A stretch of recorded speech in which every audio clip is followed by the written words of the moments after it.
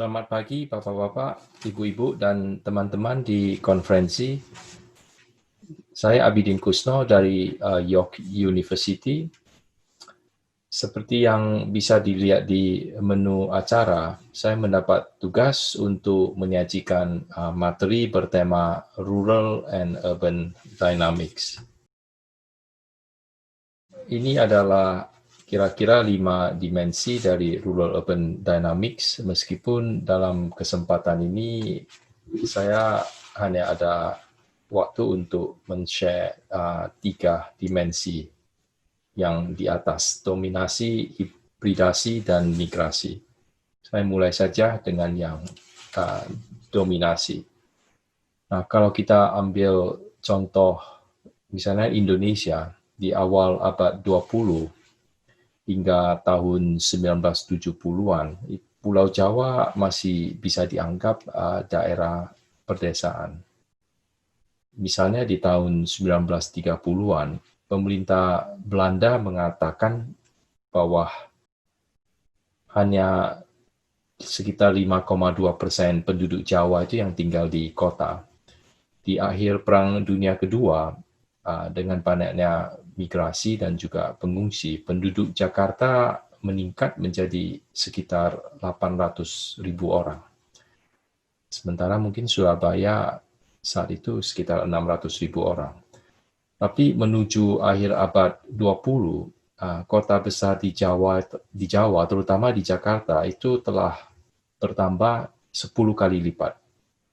Sehingga Pulau Jawa tiba-tiba terasa seperti pulau yang dipenuhi kota. Jadi kalau sekarang di abad 21, orang dengan mudah bisa mengatakan bahwa perbatasan antara kota dan desa di Pulau Jawa itu sudah tidak jelas karena ekspansi kota. Nah, ini adalah sebuah tren dunia yang sering disebut dengan istilah planetary urbanization, ya, semacam urban explosion, ya, kota yang membengkak, di mana lebih dari separuh dari sekitar 6.000 juta manusia itu dianggap hidup di kota, dan kota-kota tersebut banyak yang baru. Ini adalah peta yang memprediksi perkembangan jumlah megacities. Ya. Nah, yang penting untuk kita pikirkan itu adalah lokasi dari urban explosion itu banyak terjadi justru di belahan dunia yang disebut the Global South. Ini menarik karena kalau kita ikuti teori modernisasi, dan modernization theory,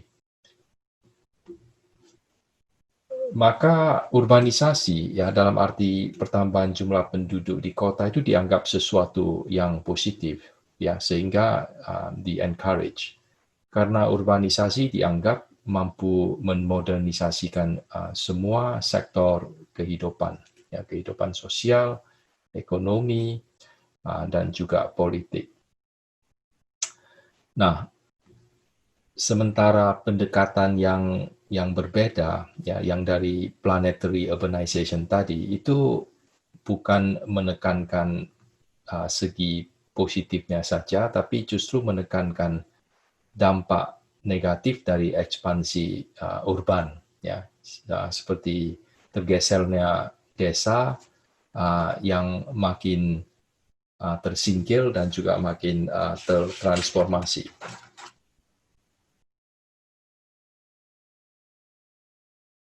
Jadi antara operational landscape maksudnya yang kota dan hinterlands itu maksudnya yang desa.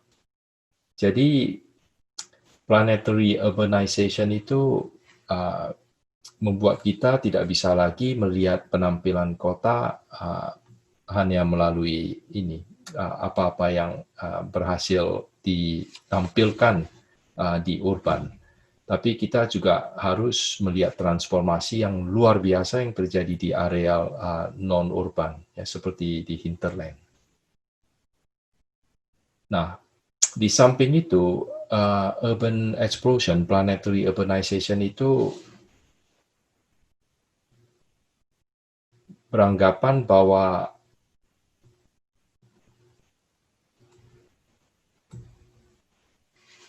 the growth of population ya itu bukan hanya akibat migrasi, tapi sebetulnya akibat bencana. Ya, misalnya perang, displacement, jadi deteritorialisasi, berkurangnya sumber daya, hilangnya lahan pedesaan dan mata pencaharian, dan juga redupnya masa depan bagi penduduk desa.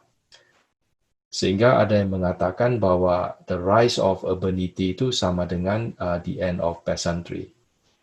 Jadi megacities itu bukan lagi hanya simbol dari modernisasi ya, atau bagian dari modernisasi, tapi itu adalah juga sebuah karya displacement. Nah, di urban theory ini sekarang memang lagi diusahakan untuk memperluas wawasan dari the urban questions. Jadi kita sekarang harus juga mempelajari apa yang disebut sebagai non-urban environment. Ya. Dan ini juga termasuk di agricultural question.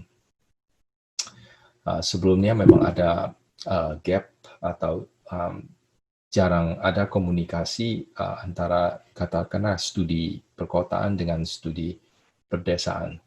Jadi sekarang perlu diusahakan sebuah framework yang bisa menggabungkan kedua area keilmuan tersebut.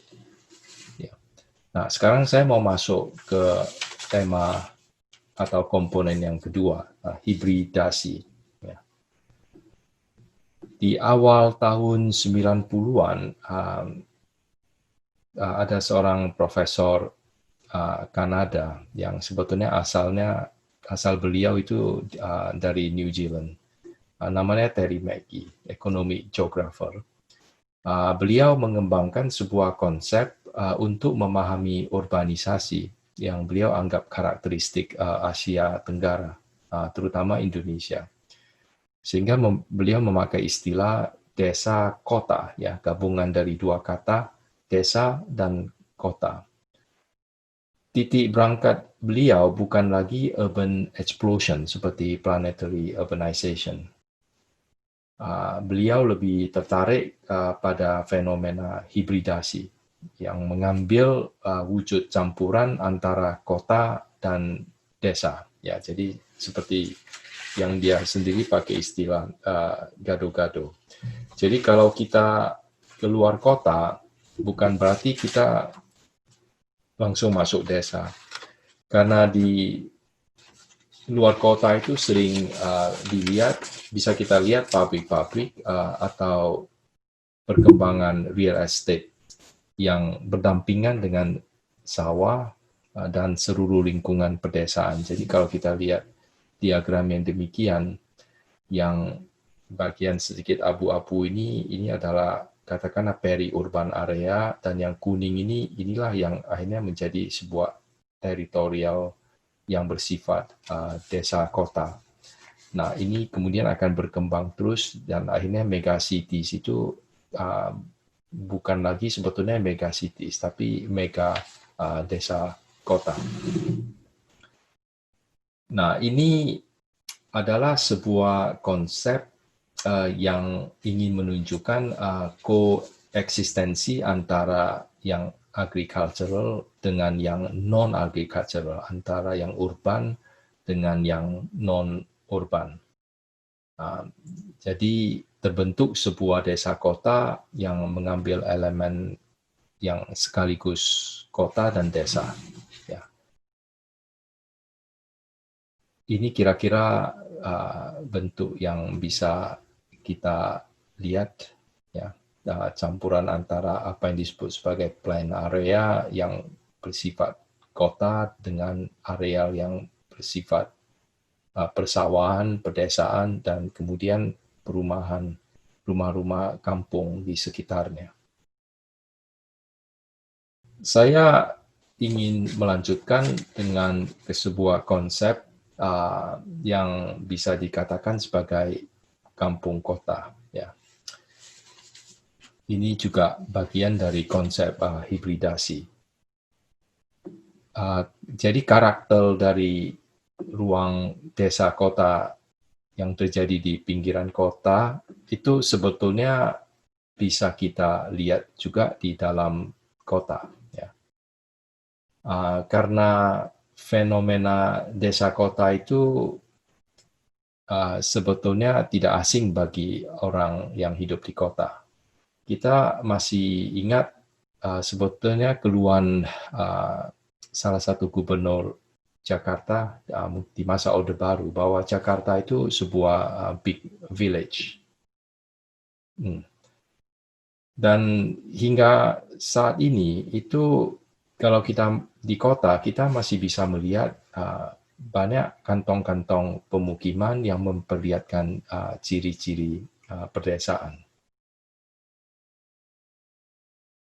Baru-baru ini saya sebetulnya mencoba merangkai fenomena kampung kota itu dalam sebuah logika yang lebih bersifat politis atau ideologis. Ya.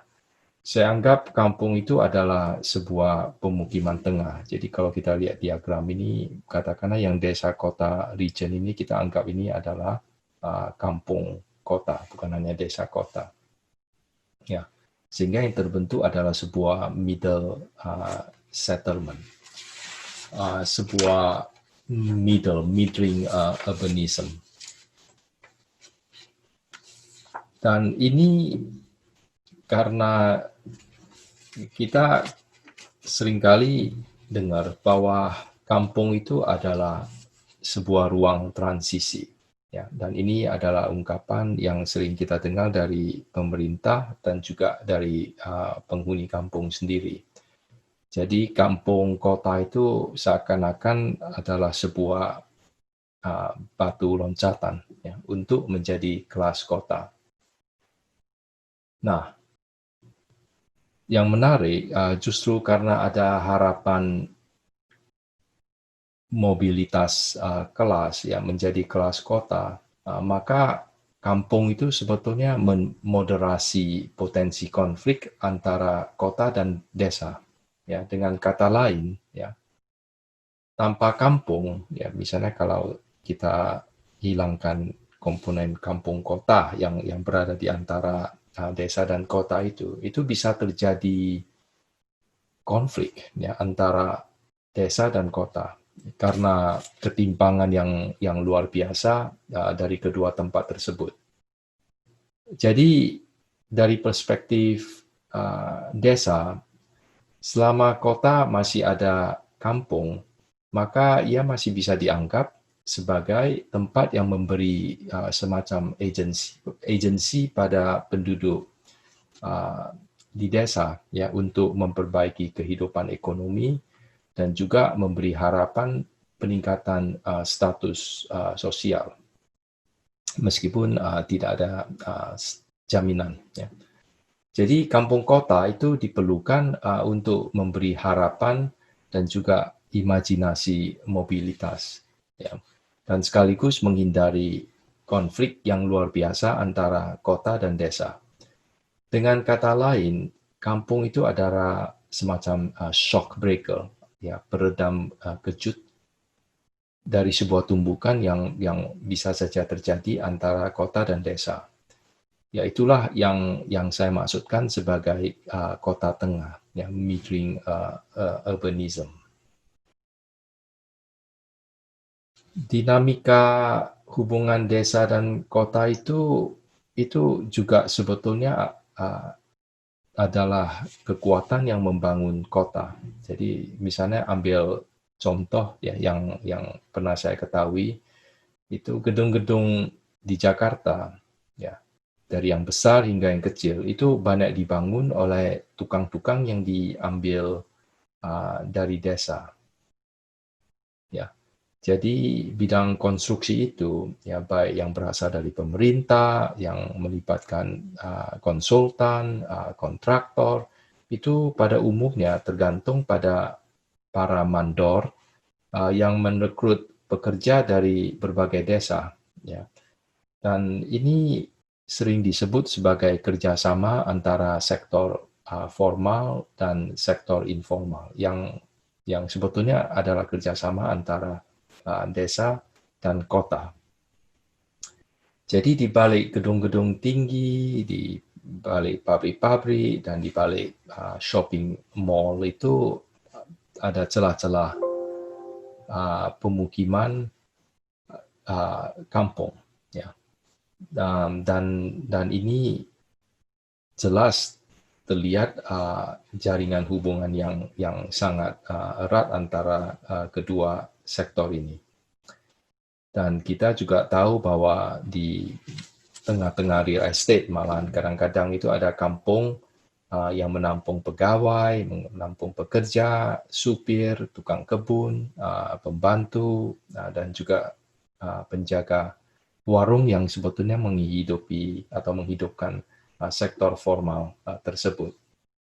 Jadi kampung kota itu adalah bengkel dari kota, ya. Jadi yaitu adalah workshop dari sektor formal.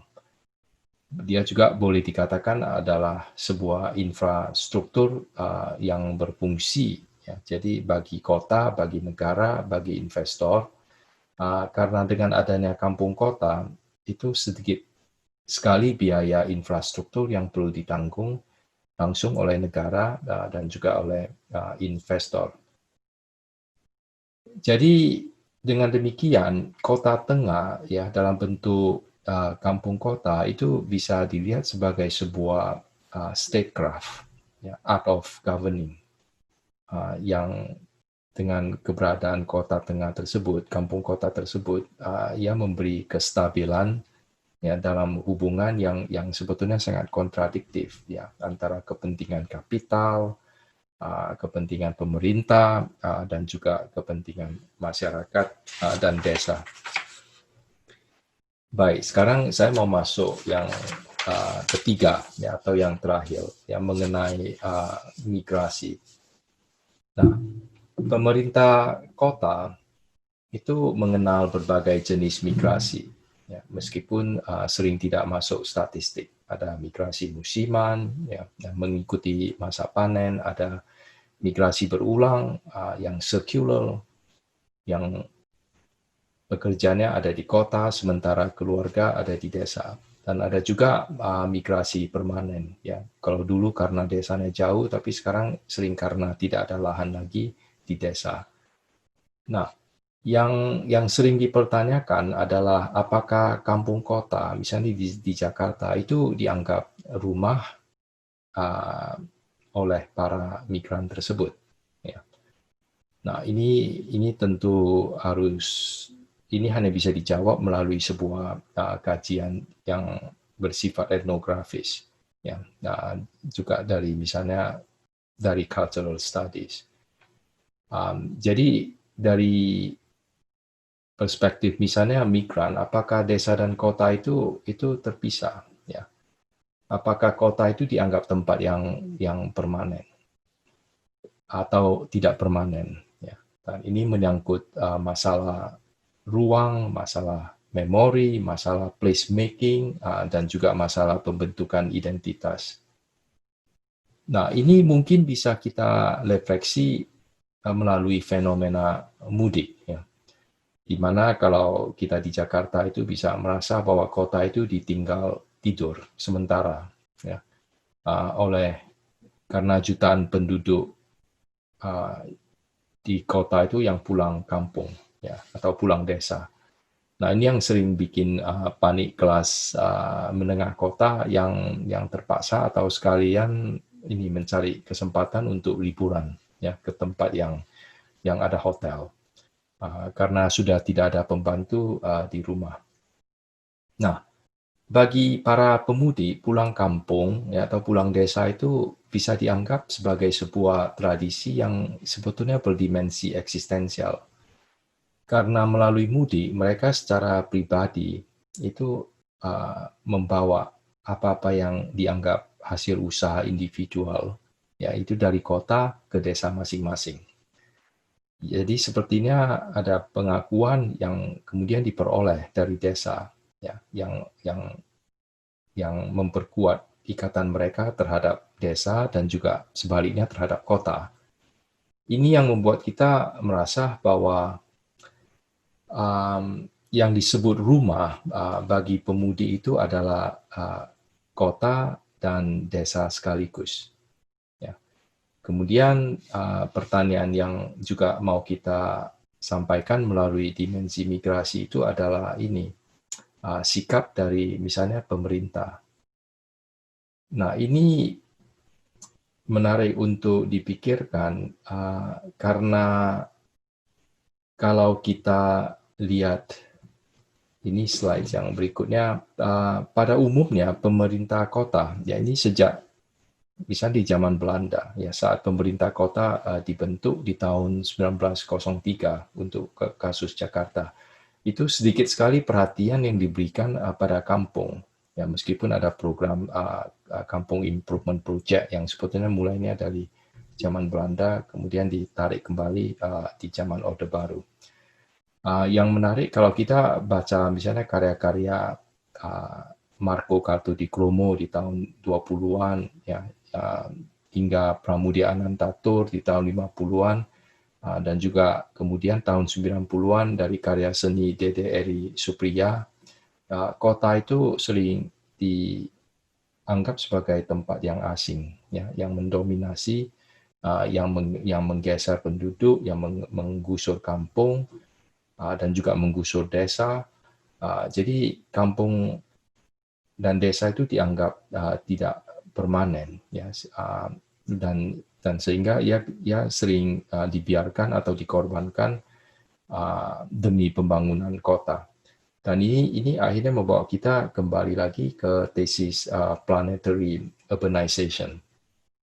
Nah, ini kalau kita lihat kebijaksanaan misalnya yang terakhir dari pemerintah adalah ini sertifikasi lahan, ya, formalisasi kepemilikan lahan di kota, dan ini juga termasuk kampung kota.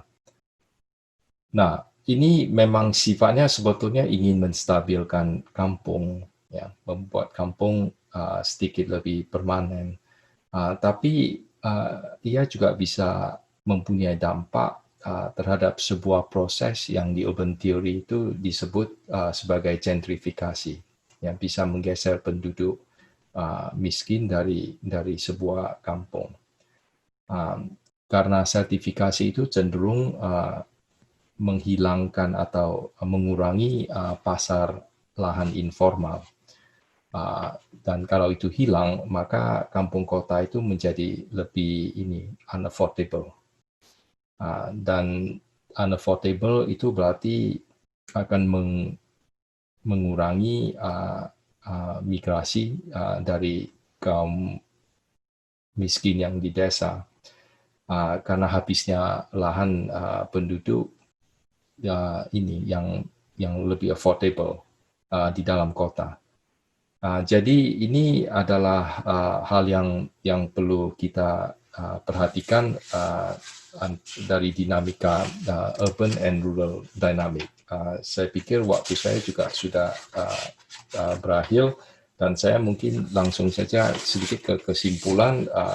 Jadi sebetulnya rural urban dynamics itu kita tidak bisa hanya melihat dari ini perspektif teritorial, ya, tapi harus dilihat dari perspektif hubungan antara kekuasaan yang melibatkan kepentingan negara, kapital, warga yang bersama-sama memproduksi ruang. Ya, terima kasih.